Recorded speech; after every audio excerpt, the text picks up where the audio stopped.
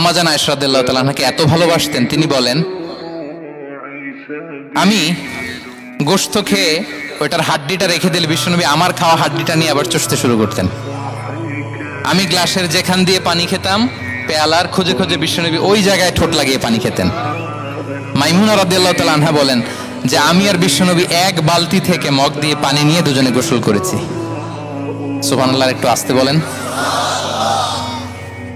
আল্লাহু আকবার, কি চমৎকার আচরণ। এবং স্ত্রীদের নিয়ে তিনি সফর করতে বেরোতেন। একবার রাত্রিবেলা বিষ্ণু ইসলাম ইসলাম এবং আম্মা জান আয়েশা রাদিয়াল্লাহু তাআলা আনহা বিষ্ণু বলেন চলো তো আমরা একটু দৌড় দেই, এক্সারসাইজ হয়ে যাবে।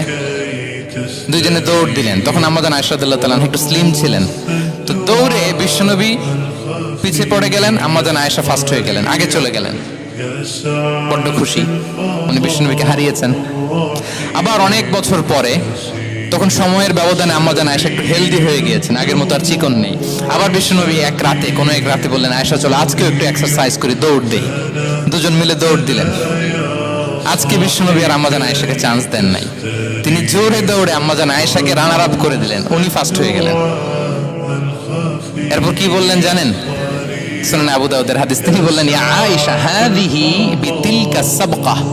দেখেন বিশ্বনবী মনে রাখছেন, নোটে রাখছেন। বিষ্ণু বলেন আয়েশা ওই যে এত বছর আগে কোন এক রাতে মরুভূমিতে দৌড়ে আমাকে হারাইছিলা, আজকে ওইটার বদলা নিয়ে নিলাম। তিলকা সাবকা, ওইটার বিনিময়ে এটা। ওই দিন তুমি জিতছিলে, আজকে তোমার উপর আমি জিতে গেলাম। আল্লাহু আকবার। কি হৃদ্যতা ছিল, কি সম্পর্ক ছিল স্ত্রীর সাথে। তাই বলে মনে করবেন না যে কোনো মনোমালিন্য হতো না, হতো। মানবিক যে ব্যাপারগুলো মাঝে মাঝে একটু ছোটখাটো মিষ্টি ঝগড়া, একটু মনোমালিন্য, এটাও হতো। এবং বিশ্বনবী এটাও টের পেতেন। তিনি বলতেন আয়েশা ইন্নী লা আ'লামু ইযা কুনতি আলাইয়া গাদবা ওয়া ইযা কুনতি আলাইয়া রাদিয়া। আয়েশা কখন তুমি আমার উপর রেগে থাকো আর কখন খুশি থাকো সবটাই কিন্তু আমি টের পাই। মজা নাই, অবাক হলেন, কি করে টের পান? বিশ্বনবী বলেন যখন তুমি আমার উপর খুশি থাকো তখন দোয়ার সময় বলো লা ওয়া রাব্বি মুহাম্মদ, তুমি বলো হে মুহাম্মদের রব আল্লাহ মদিনার উপর রহম করেন, আমাদেরকে ক্ষমা করেন। হে মুহাম্মদের রব আমাদের ক্ষমা করেন, এইভাবে দোয়া করো। আর যখন তুমি রেগে থাকো তখন আমার নামটা মুখ দিয়ে নিতে চাও না, তখন তুমি দোয়াতে বলো লা ওয়া রাব্বি ইব্রাহিম, হে ইব্রাহিমের আল্লাহ, হে ইব্রাহিম নবীর খোদা আমাদের মাফ করো। তখন তুমি আমার নাম নাও না, কৌশলে আমার নামটা বাদ দাও। আম্মা জান আয়েশা বলেন ইয়া রাসূলুল্লাহ মা আহজুরু ইল্লা ইসমাক, নবী হে আমি তো আপনার নামটাই শুধু মুখ থেকে বাদ দেই, আমার হৃদয় থেকে তো কখনো আপনারে বাদ দিতে পারি না। এটা ঠিক, তখন রেগে থাকি আপনার নামটা মুখে নেই না, কিন্তু হৃদয় থেকে তো আপনাকে সরাতে পারি না। সুবহানাল্লাহ। এই ছিল বিষ্ণুর সাথে স্ত্রীদের সম্পর্ক। প্রিয় ভাইরা, আমরা যদি একটু দেখি প্রতিবেশীর সাথে কেমন আচরণ করতেন। নেইবার বিষ্ণু বলতেন মান কানা ইউমিনু বিল্লাহি ওয়াল ইয়াউমিল আখির ফালইউকরিম দাইফাহ, যে আল্লাহ বিশ্বাস করে, আখিরাতে বিশ্বাস করে, সে যেন প্রতিবেশীকে সম্মান করে। এবং একবার আবু যার আল গিফারি রাদিয়াল্লাহু তাআলা আনহুকে বিষ্ণু ইসা ইসলাম বললেন আবু যার ইযা তাবাখতা মারাকান ফাআকসির মাআহ, হে আবু যার তুমি যদি কখনো ঝোল তরকারি রান্না করো, ঝোলের তরকারি খাইছেন? আপনাদের সাউথ কোরিয়াতে তো বিখ্যাত একটা ঝোলের তরকারি আছে, কি নাম জানো? মাছের ম্যাগি বাগা, ম্যাংথাং। আমরা একটা শব্দ শিখছিলাম, কি যেন বলে? খামসা হামনিদা। কয়েকটা শব্দ শিখাই দিচ্ছে ভাইরা আমাকে। তো এই যে নামটা বললাম, ঝোলের মধ্যে ট্যাংরা মাছ, শিং মাছ ঝোল দেয়া একটা তরকারি। তো আবু যার গিফারিকে বিষ্ণু ইসলাম বলেন ইদা তাবাখতা মারাকান ফাকসির মা, হে আবু যার কখনো যদি ঝোলের তরকারি রান্না করো একটু বেশি করে পানি দিও, যাতে করে তোমাদের পাশাপাশি তোমার প্রতিবেশীর সাথে একটু ঝোল শেয়ার করতে পারো। প্রতিবেশীকে এত গুরুত্ব দিতেন। তিনি বলতেন লাইসাল মুমিন আল্লাযী ইয়াশবাহ ওয়া জারুহু জাইউন ইলা জামবে, সে মুমিন নয় যে পেট পুরে খায় আর তার প্রতিবেশী না খেয়ে রাত যাপন করে, সে মুমিন নয়। দেখেন প্রতিবেশীকে কত গুরুত্ব তিনি দিয়েছেন। বিশ্বনবীর এক ইহুদি প্রতিবেশী ছিল। কোন ধর্মের? সবাই বলেননি, একসাথে আওয়াজ করে বলেন, কোন ধর্মের প্রতিবেশী? ওই ইহুদির এক ছেলে বিশ্বনবীর কিছু কাজ করে দিতেন। অনেকদিন হলো ছেলেটা আসে না, ছোট্ট ইহুদি ছেলে, মোবাইল বন্ধ। ছোট্ট ইহুদি ছেলে আসে না, খোঁজ নিলেন, শুনলেন সে অসুস্থ, শুনলেন ইহুদি ছোট্ট ছেলেটা কি, বিশ্বনবী দেখতে গেলেন। মুসলিম শিশুকে দেখতে গেলেন নাকি? কোন ধর্মের শিশু? তার মানে আপনার প্রতিবেশী যদি হিন্দু হয়, বৌদ্ধ হয়, খ্রিস্টান হয়, দ্যাট ডাজন্ট ম্যাটার, আপনি তার বিপদে আপদে পাশে থাকবেন, এটাই ইসলামের শিক্ষা, ঠিক কিনা বলেন? এই যে আপনাদের এখানে বুদ্ধিস্ট নেইবার আছে, হিন্দু নেইবার আছে, খ্রিস্টান নেইবার আছে, তারা বিপদে পড়লে তো আপনার যাওয়ার দরকার নেই না? যাবেন, খোঁজ খবর নিবেন, ভিজিট করবেন, পাশে দাঁড়াবেন। আপনি যে তাদের খোঁজ খবর নিতেছেন, মুসলিম হয়েও আপনি এত চমৎকার আচরণের, এটা দেখেই অনেকে কালিমা পড়ে মুসলমান হয়ে যাবে। এটাই তো দ্য বিউটি অফ ইসলাম, ইসলামের সৌন্দর্য। বিশ্বনবী হিন্দু মুসলিম ইহুদি বাছান নাই, ছোট্ট ইহুদিটাকে দেখতে গেলেন, যে দেখে হায়রে কাতর হয়ে সে বিছানায় মৃত্যু সজ্জায় শুয়ে আছে, বাচ্চাটার মাথায় হাত বুলিয়ে দিলেন, হাত বুলিয়ে বাচ্চাটাকে, ইহুদি বাচ্চাটাকে বললেন, আসলিম, হে শিশু তুমি ইসলাম ধর্ম গ্রহণ করো। এখন ছোট্ট মানুষ, তার বাবা আবার পাশে দাঁড়িয়েছে, আব্বা কি বলে না বলে, সে ফানাযারা ইলা ওয়াজহি আবি, বাবার দিকে তাকালেন। তা বাবা বলে আতিয়া আবুল কাসিম, মানে বিষ্ণু ইসলামের কুনিয়াত, বড় ছেলে ছিল কাসেম, তাকে বলা হতো আবুল কাসেম। ইহুদি বাবা বলল, মোহাম্মদ যা বলে তাই করো। সাথে সাথে সে বলল, আশহাদু আল্লা ইলাহা ইল্লাল্লাহ ওয়া আশহাদু আন্না মুহাম্মাদুর রাসূলুল্লাহ। বিশ্বনবী বেরোয়ার সময় বললেন, আলহামদুলিল্লাহিল্লাযী আনকাযাহু মিনান নার, প্রশংসা সে আল্লাহর যে একটু আগে জাহান্নামী হওয়ার কথা ছিল, মুহূর্তে কালেমার মধ্য দিয়ে তাকে জান্নাতি বানিয়ে দিলেন। দেখেন প্রতিবেশীর সাথে কি আচরণ। ইহুদি প্রতিবেশীর পাশে দাঁড়িয়েছেন, অসুস্থ, ভিজিট করেছেন। আমরা যেন আমাদের প্রতিবেশীর খোঁজ রাখি। অভুক্ত প্রতিবেশী রেখে আপনি পেট পুরে খেয়ে তাহাজ্জুদ পড়লে ওই তাহাজ্জুদ আল্লাহর দরবারে যাবে না। খবরদার, খবরদার, আমরা যেন প্রতিবেশীর সাথে সুসম্পর্ক রাখি।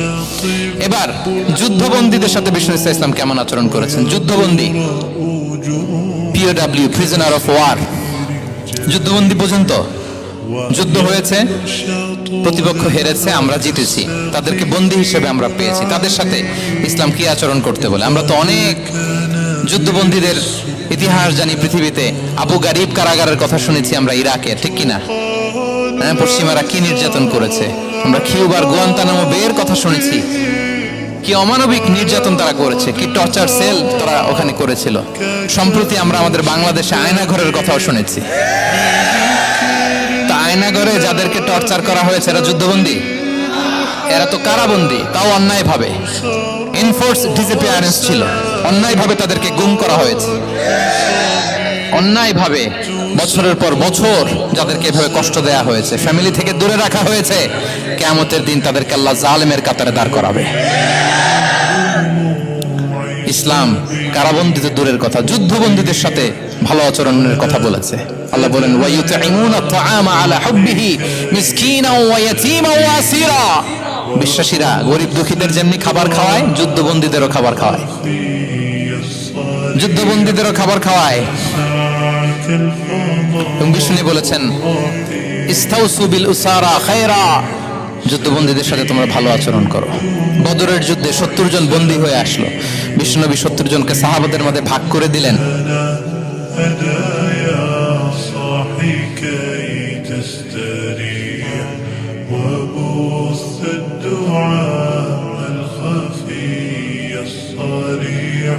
ঘটনা বলে আমি পয়েন্টটা শেষ করছি। ইয়ামামার বড় যুদ্ধবন্দী হয়ে মদিনায় আসলেন, নাম সুমামা ইবনে উসাল। নাম কি? কি নাম?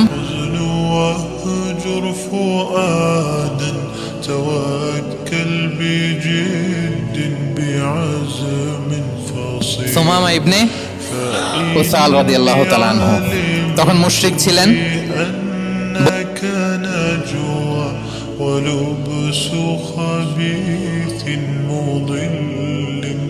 ইবনে উসাল রাদিয়াল্লাহু তাআলা আনহু বন্দী হয়ে আসলেন। খুব চমৎকার ঘটনা, খেয়াল করে শুনুন, আর 2-1 মিনিট আলোচনা শেষ করে দিবে। এদিকে তাকান। সুমামা, আহাদা বাক্য পড়ো, আমাদের ভাই হয়ে যাবা, তোমার সেফটি সিকিউরিটির দায়িত্ব। 3 দিন ধরে লাগাতার যখন ইসলামকে প্রেজেন্টেশন শেষ,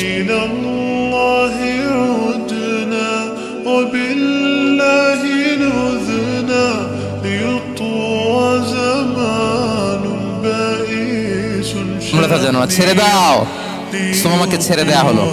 সুমামা বের হলেন মসজিদ থেকে, ফিরে তার ভূখণ্ড, তার এলাকা سبيل الدموع سبيل مريح এরপর ফিরে এসে বিশ্বনবীর সামনে দাঁড়িয়ে বললেন, আশহাদু আল্লাহ ইলাহা ইল্লাল্লাহ ওয়া আশহাদু আন্না মুহাম্মাদান আবদুহু ওয়া রাসূলুহু।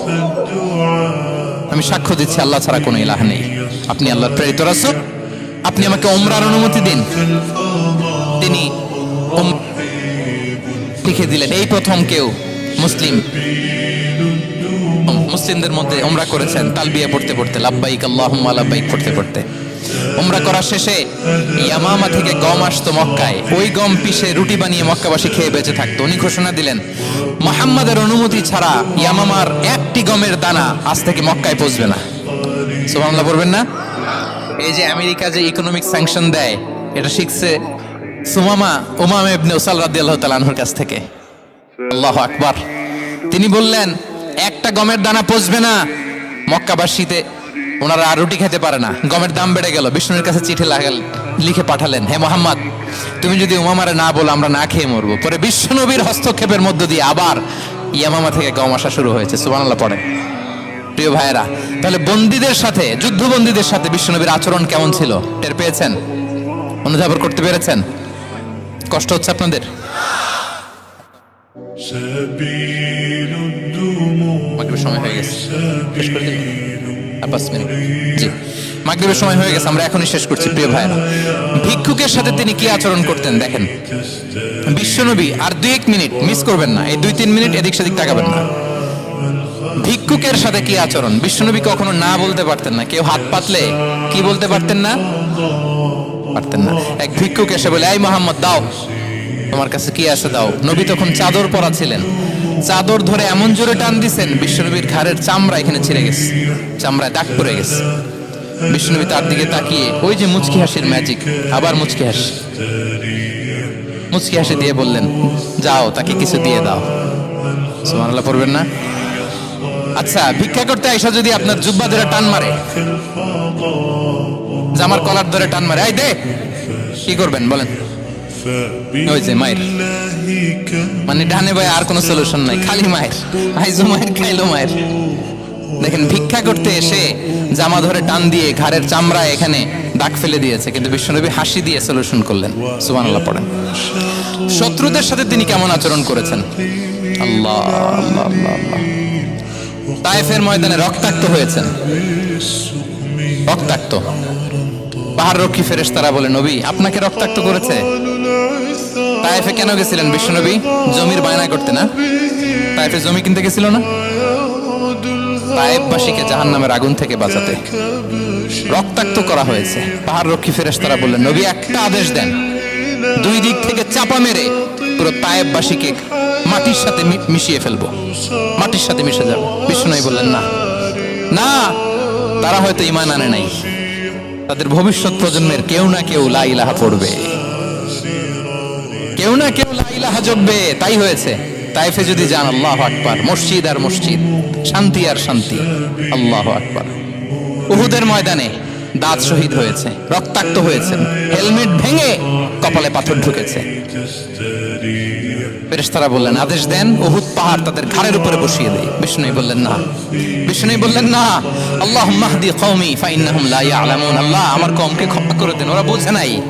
দেখেন, শুধু ক্ষমাই চান নাই যে আল্লাহ ওদেরকে মাফ করে দেন, ও কৈফিয়ত দিয়েছেন আল্লাহকে, এক্সকিউজ দিয়েছেন। আল্লাহ কেন কেন ক্ষমা করবেন? কারণ ওরা বুঝে নাই। এক্সকিউজ দিয়েছেন, তাদের হয়ে কৈফিয়ত দিয়েছেন। এই ছিল শত্রুদের সাথে বিশ্বনবীর আচরণ। যুদ্ধের ময়দানে ঘোষণা দিতেন, খবরদার ওদের নারীদের গায়ে হাত দিবে না, শিশুদের গায়ে হাত দিবে না, গবাদি পশু মারবে না, কোন পাদ্রীর গায়ে হাত দিবে না। গোটা বিশ্বের কেউ, কোন যুদ্ধের সেনাপতি যুদ্ধের ময়দানে এমন মানবতা দেখাতে পারে না। চিল্লায় বলেন ঠিক কিনা? 8ম হিজরিতে মক্কা বিজয়ের দিন থারথার করে কাঁপছিল কুরাইশরা যে আজকে তো আমাদেরকে ক্যাপিটাল পানিশমেন্ট দিবে, ডেথ পেনাল্টি দিবে। বিশ্বনবী বললেন, না, লা তাসরিবা আলাইকুমুল ইয়াউম ইযহাবু ফাআনতুমুত তুলাকা। 4-5 জনকে তিনি শাস্তি দিয়েছেন, গণহারে শত শত হাজার হাজার পরিবারকে তিনি ক্ষমা করে দিয়েছেন। বললেন, তোমরা আমার ভাই, ভাই ভাইয়ের সাথে যেরকম আচরণ করবে, ইউসুফ তার ভাইদের সাথে যা করেছে আমি তাই করব, আমি ক্ষমা করে দিলাম। جلب আল্লাহু আকবার। صوت এ ছিল শত্রুদের সাথে আচরণ।